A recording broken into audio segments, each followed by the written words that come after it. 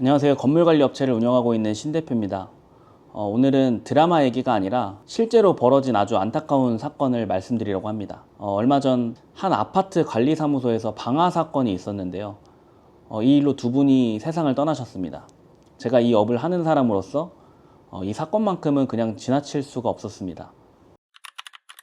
경북 경산의 한 아파트 관리사무소에서 70대 입주민이 인화성 물질을 뿌리고 불을 지른 혐의로 입건됐습니다. 이 사건으로 8분이 화상을 입으셨고 그 가운데 2분이 끝내 세상을 떠나셨습니다. 지금도 부상자 중 2분은 위독한 상태로 알려져 있고요.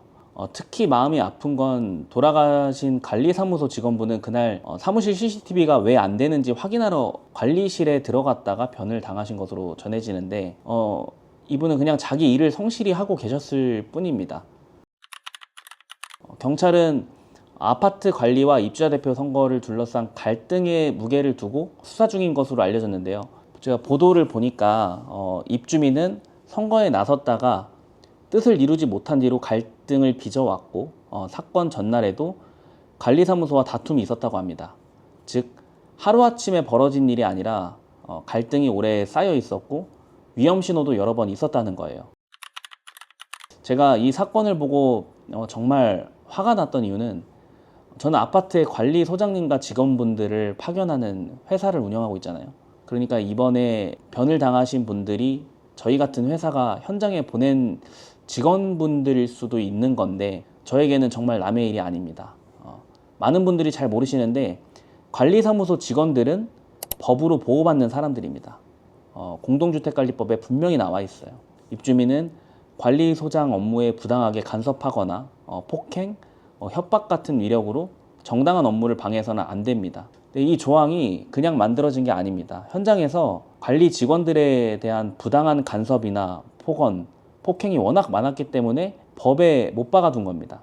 그만큼 이제 흔했다는 뜻이고요. 그게 이번엔 돌이킬 수 없는 일까지 이어졌습니다. 이번 사건의 속사정을 제가 다 아는 건 아니지만 그건 뭐 수사로 밝혀질 부분이고요. 다만 이 업을 하는 사람으로서 이건 꼭 말씀드리고 싶은 것은 입주자 대표라는 자리는 내가 하고 싶다고 되는 자리가 아닙니다.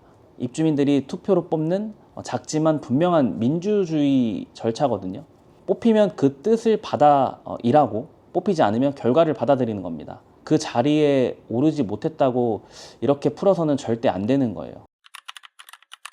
그렇다고 관리에 대한 문제 제기를 하지 말라는 게 아닙니다. 혹시나 관리비가 이상하다, 절차가 투명하지 않다, 이런 문제 제기는 어떻게 보면 입주민의 정당한 권리입니다. 다만 정해진 제도를 통해서 하셔야 하는 겁니다.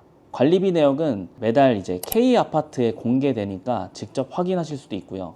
지자체에 감사를 요청하실 수도 있고 국토교통부 공동주택관리 분쟁조정위원회를 통해서 조정을 받을 수도 있습니다. 화를 내는 걸로는 아무것도 해결되지 않습니다.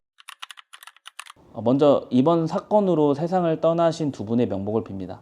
그리고 지금도 병원에서 힘겨운 시간을 보내고 계신 분들이 부디 회복하시기를 바랍니다. 아파트는 여러 사람이 함께 사는 공간이라 의견이 다를 수도 있고 갈등이 생길 수도 있습니다. 하지만 그걸 푸는 방법은 언제나 대화와 절차여야 합니다. 다시는 정말 이런 일이 없기를 바랍니다.